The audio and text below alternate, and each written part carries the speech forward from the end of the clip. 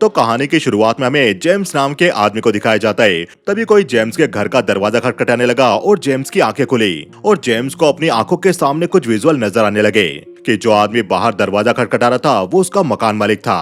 तब जेम्स ने खड़े होकर दरवाजा खोला तो बाहर सचमुच उसका मकान मालिक था और जेम्स का मकान मालिक उससे कहने लगा, तुम ऑलरेडी 4 दिन लेट हो चुके हो, मेरा रेंट कब दोगे। तभी जेम्स को वापस विजुअल दिखाई देने लगे कि उसने शाम को अपने मकान मालिक को उसका रेंट दे दिया और जेम्स को एक टीवी स्क्रीन पर चल रहा बॉक्सिंग मैच भी दिखाई दिया जिसमें एक प्लेयर ने दूसरे प्लेयर को नॉकआउट कर दिया।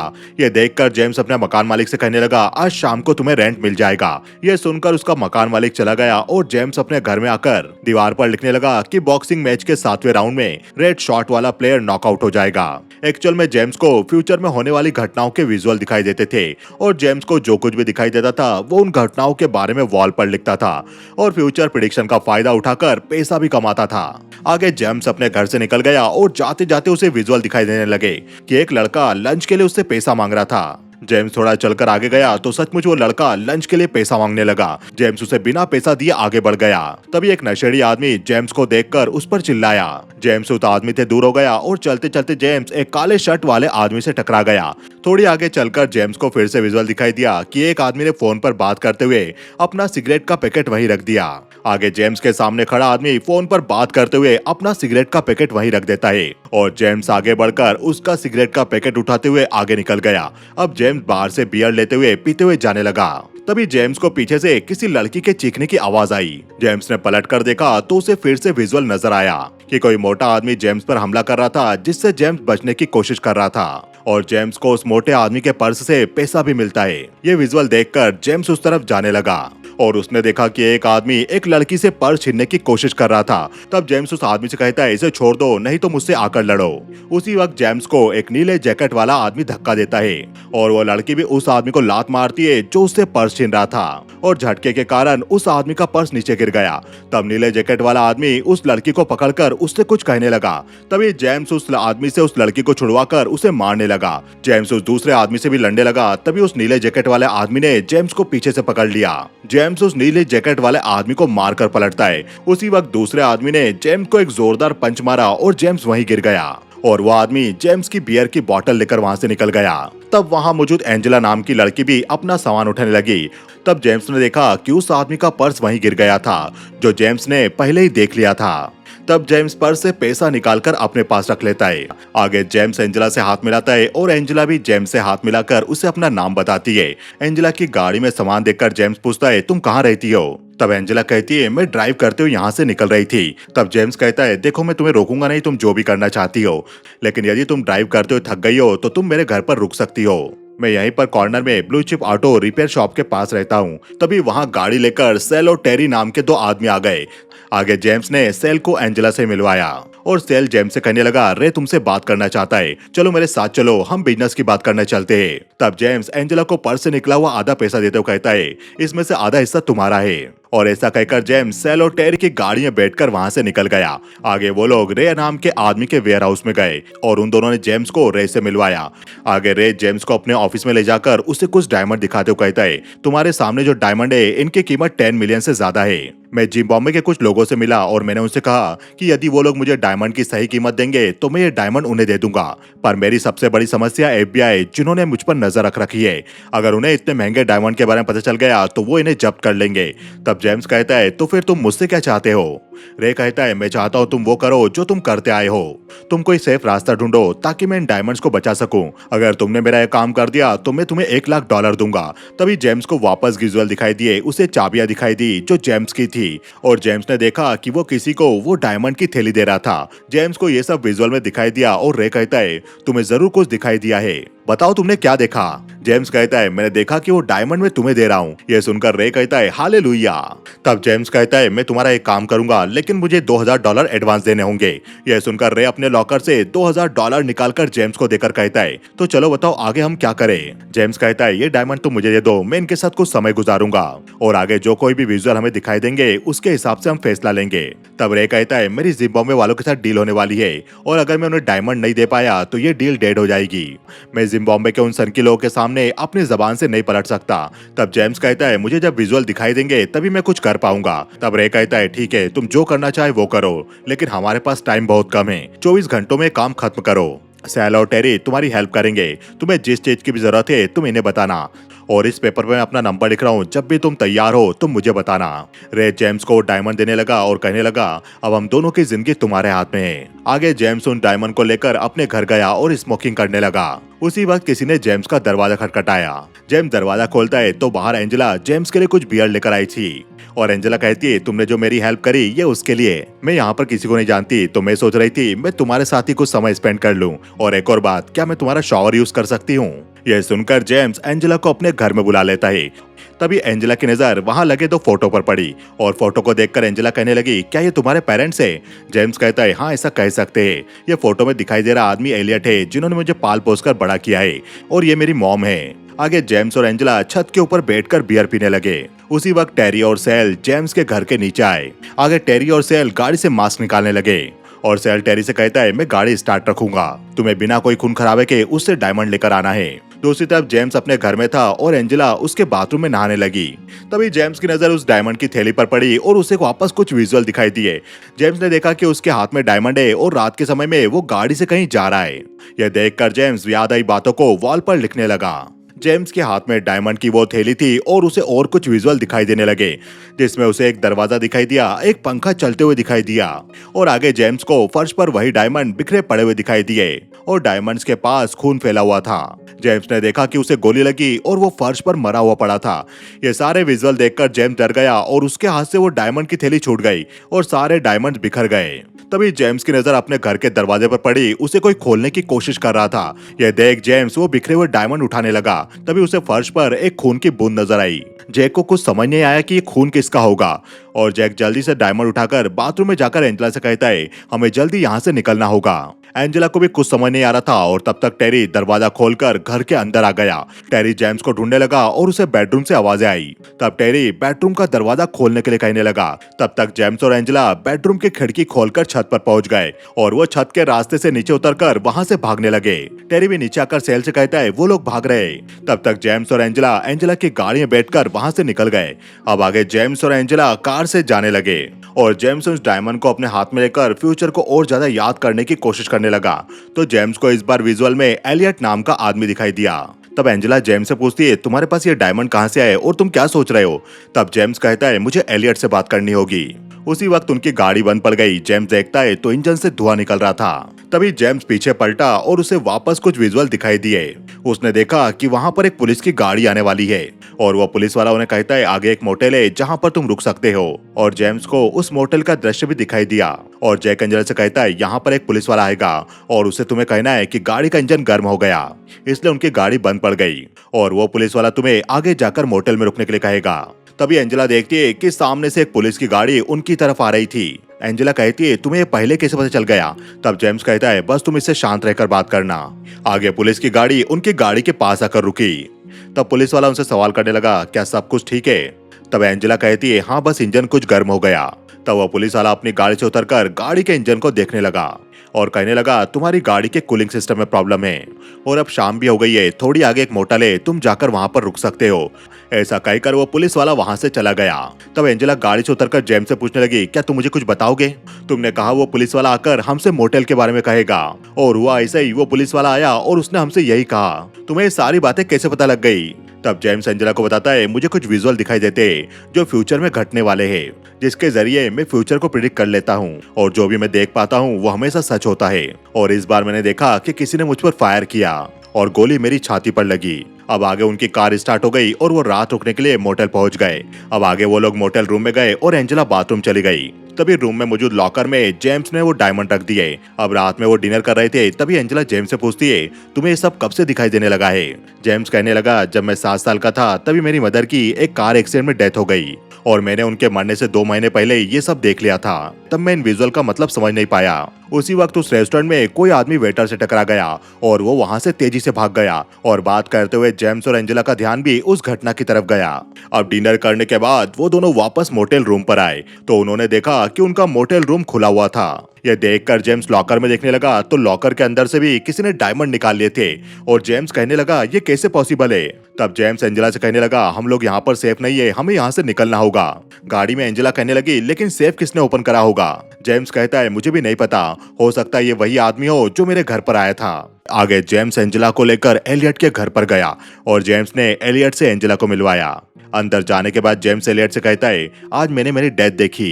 ये सुनकर एलियट कहता है ये कैसे हुआ। जेम्स कहता है रे ने मुझे एक काम दिया था। एलियट कहता है मैं पहले भी तुम्हें वार्न कर चुका हूँ, वो एक क्रिमिनल है। अब बताओ तुमने ये सब कहाँ होते हुए देखा।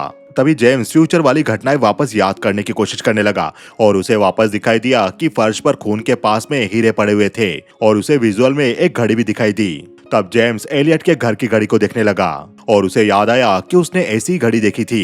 तब जेम्स कहता है मैंने घटनाक्रम यहीं पर होते हुए देखा। यह सुनकर एलियट परेशान हो गया और जेम्स को उसके बचपन की बनाई हुई ड्राइंग दिखाने लगा। एलियट कहता है तुम्हें याद है ये तुमने बचपन में ड्रॉ किया था। उस ड्राइंग में एक गन थी जिससे गोली किसी आदमी को लग रही थी और उस ड्राइंग में आंखें भी बनी हुई थी, यानी जिस तरह से जेम्स मरने वाला था उसकी ड्राइंग उसने बचपन में बना ली थी। जेम्स कहता है तुमने इसके बारे में मुझे पहले क्यों नहीं बताया। तब एलियट कहता है लेकिन तुम इसे चेंज कर सकते हो इसलिए यहाँ से निकल जाओ। तब जेम्स कहता है मैं जो भी करूँ कुछ फर्क नहीं पड़ने वाला। ऐसा कहकर जेम्स बाहर चला गया। तब एलियट एंजेला से कहने लगा उसे समझाकर यहाँ से ले जाओ प्लीज। आगे एंजेला भी उस ड्राइंग बुक को देखने लगी जिसमें 2 गाड़ियों के एक्सीडेंट की ड्राइंग बनी थी। ये जेम्स ने उस समय बनाई थी जब उसकी मॉम की एक्सीडेंट से डेथ हुई थी। तभी एंजेला देखती है कि जेम्स ने उस ड्राइंग बुक में एक लड़की की ड्राइंग भी बनाई थी। एंजेला जेम्स को ड्राइंग दिखाते हुए कहती है क्या ये मैं हूँ, तुमने मुझे इस बारे में पहले क्यों नहीं बताया, इसका मतलब है मैं भी तुम्हारे फ्यूचर का पार्ट हूँ। ऐसा कहकर एंजेला जेम्स को किस करने लगी। आगे एंजेला जेम्स से कहती है चलो यहाँ से निकल जाते। उसी वक्त कोई एलियट के घर का दरवाजा बजाने लगा और बाहर रे था जो दरवाजा खोलने के लिए बोल रहा था। तभी एंजेला जेम्स को लेकर आई और एलियट से कहने लगी हम लोग यहाँ से जा रहे। तब एलियट कहता है मुझे लगता है बाहर रे है, मुझे उससे बात करनी चाहिए। उसी वक्त रे सेल और टेरी के साथ घर में आ गया और एलियट रे से कहने लगा रे जो कुछ भी हुआ है हम उसे बात करके सुलझा सकते। तभी टेरी ने एलियट को एक पंच मारा और एलियट वहीं गिर गया और रे जेम्स से कहने लगा क्या तुम यहाँ से कहीं भागकर जाने वाले थे, तुम मुझे धोखा दे रहे थे। जेम्स कहता है मैं तुम्हें समझा सकता हूँ, मैं तुम्हें धोखा नहीं दे रहा था। रे कहता है तो सेल ने मुझे कॉल करके क्यों कहा कि तुम अपार्टमेंट छोड़कर कहीं भाग गए और तुम अपने साथ वो डायमंड भी ले गए। तब जेम्स कहता है वो डायमंड मेरे पास थे और मैं उन्हें बचाने के लिए काम कर रहा था। तभी कोई मेरे घर पर आया वो डायमंड मुझसे लेने के लिए और मुझे वहाँ से भागना पड़ा। रे कहता है सेल और टेरी पूरे समय तुम्हारे घर पर नजर रख रहे थे, इसलिए नहीं कि मैं तुम पर विश्वास नहीं करता बल्कि ये डील मेरे लिए काफी बड़ी है और टेरी और सेल दोनों ने नहीं देखा कि कोई तुम्हारे घर में घुसा था। तब रे अपने पास से गन निकालकर जेम्स पर अड़ाकर कहता है तुम मुझसे झूठ बोल रहे हो, अगर वो डायमंड मुझे नहीं मिले तो मैं मारा जाऊंगा, इसलिए मुझे बता दो वो डायमंड कहाँ पर है। तब एंजेला कहती है ये सच बोल रहा है। ये सुनकर रे कहता है जेम्स और प्रोफेसर एलियट को नीचे बेसमेंट में लेकर आओ। आगे सेल और टेरी एलियट और जेम्स दोनों को बेसमेंट में ले गए और सेल जेम्स से कहता है मुझे नहीं पता तुम क्या सोच रहे हो और क्या करोगे, अगर तुमने रे को कुछ भी बताया तो मैं पर्सनली तुम्हें मार दूंगा। आगे रे एंजेला के सामने अपनी गन रख के कहने लगा जेम्स ने मेरे साथ ऐसा पहले कभी नहीं किया, जो भी काम मैंने उसे दिया वो उसने पूरा किया और इस बार तुम उसके साथ थी तो उसने मेरा काम बिगाड़ दिया। आगे सेल और टेरी ऊपर आते तब रे उनसे कहता है पूरे घर की तलाशी लो। तभी एलियट को होश आया और वो जेम्स से पूछने लगा एंजेला कहाँ है। जेम्स कहता है वो ऊपर उनके साथ है। रे टेरी और सेल ऊपर थे तभी उन्हें कोई आवाज आती है। यह सुनकर रे कहता है टेरी यहाँ पर कोई और भी है, पूरा घर चेक करो।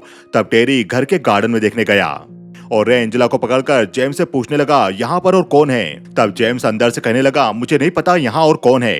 तभी एंजेला ने किचन से कैंची उठा ली और वो रे की तरफ बढ़ने लगी। तभी रे एंजेला से कहता है वहीं खड़े रहो। एलियट भी बेसमेंट में था और वो एक बॉक्स खोलकर कुछ निकालने लगा। रे खिड़की के पास खड़ा होकर देख रहा था तभी बाहर से गोली चलने की आवाज आई और उसी वक्त एलियट ने भी उस बॉक्स के अंदर से एक इंजेक्शन निकाला। बाहर से गोलियां चल रही थी जिसके कारण खिड़की का शीशा भी टूट गया और जेम्स भी बेसमेंट के दरवाजे के नीचे से ये सब होता हुआ देख रहा था। उसी वक्त रे के पीछे खड़ी एंजेला रे पर हमला करने लगी, लेकिन उससे पहले ही रे ने एंजेला पर फायर करके उस पर गोली चला दी और एंजेला जेम्स की आंखों के सामने ही दरवाजे के पास गिर गई। तभी जेम्स के पीछे से एलियट ने आकर उसके गले में इंजेक्शन लगा दिया और एलियट कहने लगा काश मेरे पास समय होता कि मैं तुम्हें इस बारे में समझा पाता। इंजेक्शन लगाने के बाद से ही जेम्स को उसकी जिंदगी में घटी सारी घटनाएं रिवर्स में जाती हुई दिखाई देने लगी। जेम्स की आंखें खुली तो उसने देखा वो अभी भी बेसमेंट में था, लेकिन वहाँ एलियट नहीं था और वो इंजेक्शन उसके गले में लगा था जो एलियट ने उसे लगाया था। जेम्स खड़ा हुआ और वहां से रॉड उठाकर बेसमेंट के बाहर गया तो उसने देखा कि दरवाजे के पास अब एंजेला की बॉडी नहीं थी। जेम्स हॉल में गया तो उसने देखा कि वहां पर एलियट था जो कंप्यूटर चला रहा था। एलियट को देखकर जेम्स ने कहा, सब लोग कहाँ गए? तब एलियट ने भी पलटकर जेम्स को देखा तो एलियट की दाढ़ी जो पहले बड़ी हुआ करती थी वो अब छोटी हो गई थी। जेम्स एलियट से पूछता है, तुम्हारी दाढ़ी को क्या हुआ? और ऐसा बोलते ही जेम्स एलियट के सामने वहीं गिर गया। आगे जेम्स को होश आया तब वो सोफे पे था और एलियट जेम्स को वो इंजेक्शन दिखाते हुए पूछता है, ये तुम्हें कहाँ से मिला? जेम्स कहता है, ये तुम्ही ने मुझे लगाया था। एलियट पूछता है, और मैंने तुम्हें बताया नहीं कि ये सीरम किस काम आता है? देखो, ये तुम्हारे लिए समझना थोड़ा मुश्किल होगा कि इस सीरीज में जो सीरम था उसका असर क्या होता है। एक्चुअली इस इंजेक्शन में टाइम ट्रेवल सामग्री थी जो तुम्हें दिया गया। ये न्यूज़पेपर देखो जो आज का है।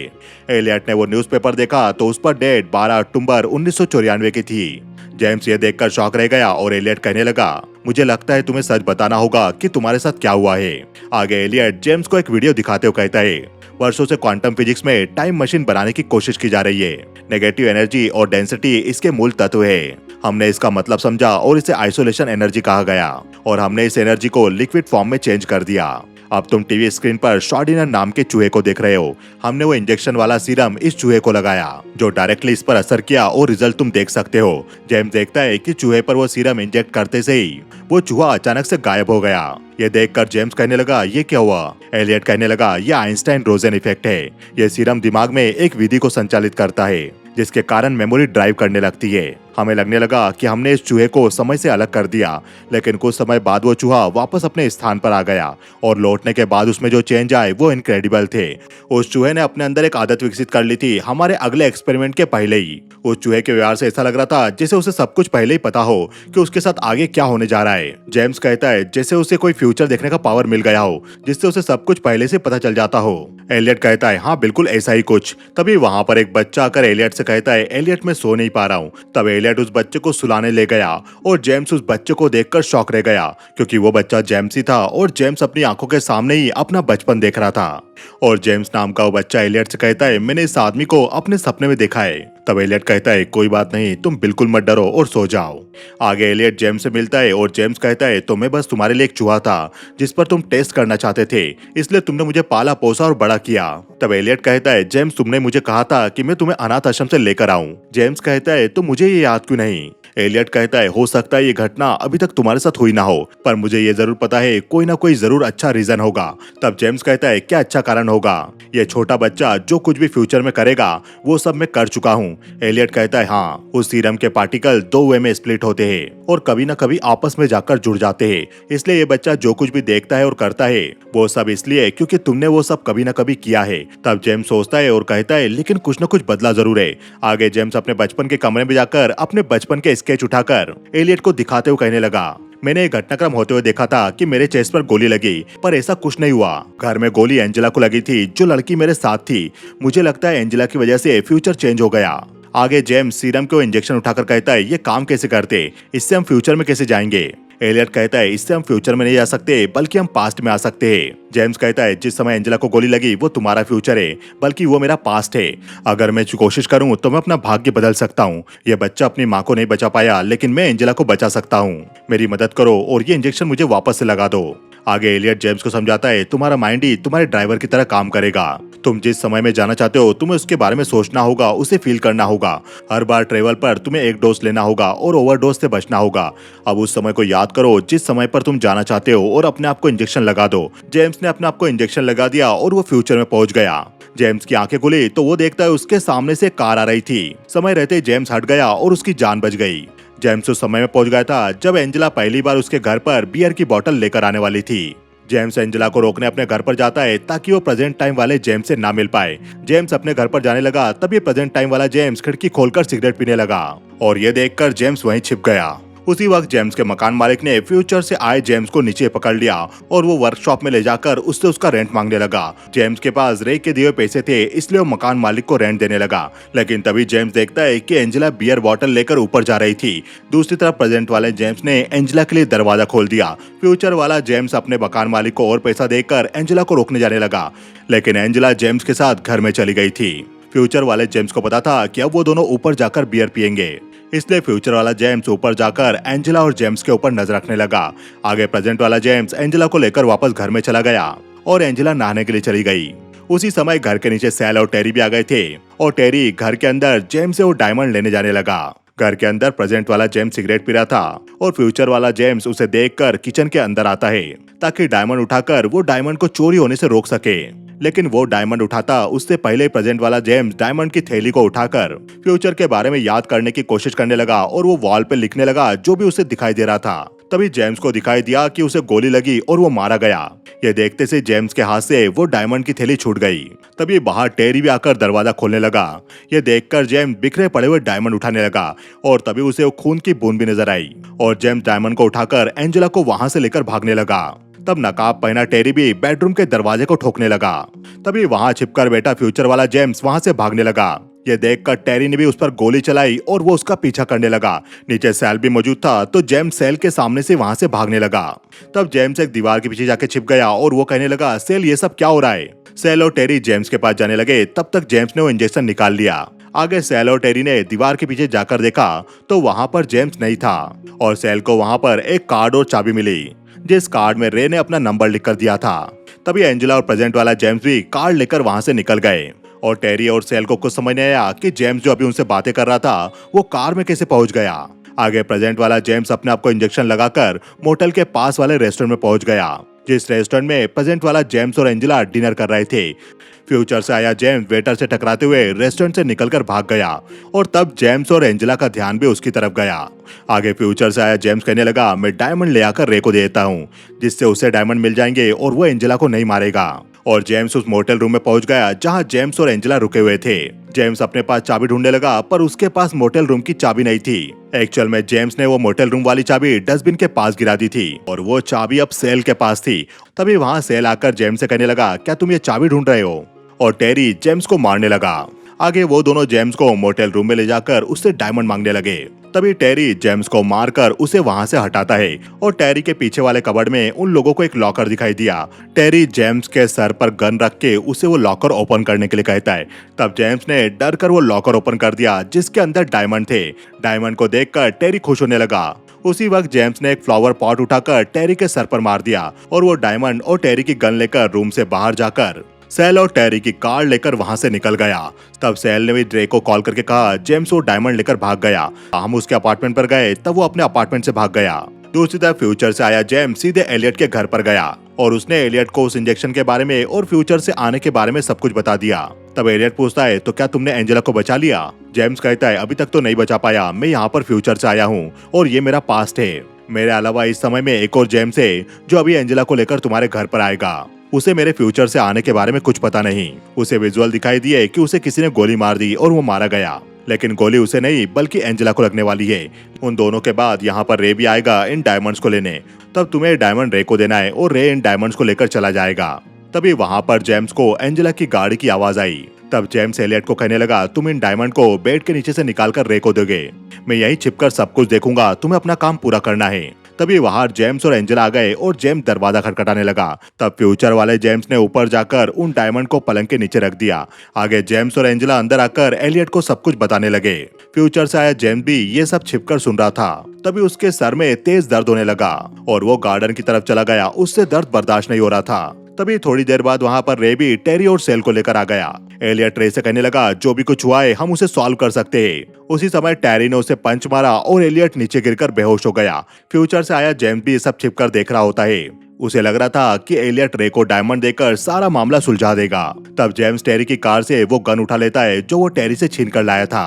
दूसरी तरफ सेल और टेरी ने एलियट और जेम्स को बेसमेंट में बंद कर दिया। फ्यूचर से आया जेम्स घर के बाहर था और उसके पास गन भी थी। उसे दूसरी तरफ से कुछ गिरने की आवाज आई और ये आवाज रे और टेरी को भी आई। तब रे टेरी से कहने लगा, बाहर जाकर देखो यहाँ पर और कोई भी है। तब टेरी बाहर आकर देखने लगा और उसे दूसरी तरफ से वापस कोई आवाज आई। ये देखकर टेरी उस तरफ देखने चला गया और फ्यूचर से आए जेम्स ने देखा कि खिड़की के पास रे एंजेला को पकड़ के खड़ा हुआ था। तभी एंजेला चाकू उठाकर रे की तरफ बढ़ने लगी और रे ने उस पर गन अड़ा दी। उसी वक्त जिस तरफ टेरी गया था वहां से गोली चलने की आवाज आई। फ्यूचर से आया जेम्स भी ये देखकर रे पर निशाना लगाने लगा, लेकिन गोली चलाते वक्त जेम्स के हाथ में कहीं से आकर गोली लग गई और जेम्स की गन से भी गोली चली जो खिड़की पर जा लगी। उसी वक्त एंजेला भी कैंची से रे पर हमला करने लगी और रे ने उस पर गोली चला दी जो गोली एंजेला को जा लगी। दूसरी तरफ फ्यूचर से आया जेम्स भी घायल हो गया। तब बेसमेंट में बंद एलियट ने अपने पास से इंजेक्शन निकालकर बेसमेंट में बंद जेम्स के गले पर लगा दिया। दूसरी तरफ फ्यूचर से आया जेम्स भी अपने पास से इंजेक्शन निकालकर एक और डोज अपने आप को लगा देता है, जिसके कारण जेम्स की आंखें बंद हो गई और जब उसकी आंखें खुली तो वो किसी दूसरी जगह पर था और बार बार सीरम के डोज लगाने के कारण जेम्स काफी कमजोर हो गया और वो खड़ा होकर एक जगह उल्टी करने लगा। और जेम्स उस समय पहुंच गया था जब जेम्स एंजेला से मिला भी नहीं था। यानी मूवी की शुरुआत में जब जेम्स का मकान मालिक उसे किराया लेने के लिए आता है और उसके बाद जेम्स घर से बाहर निकल जाता है, तब जेम्स को रास्ते में एक काला शर्ट और जींस पहना हुआ आदमी दिखाई दिया। उसी वक्त जेम्स पर एक पागल आदमी चीखने लगा और जेम्स पीछे हट गया और पीछे हटकर जेम्स उसी काले शर्ट वाले आदमी से टकरा गया। एक्चुअल में वो आदमी कोई और नहीं बल्कि फ्यूचर से आया हुआ जेम्स था। फ्यूचर से आया जेम्स को सिगरेट का पैकेट उठाते हुए देखता है।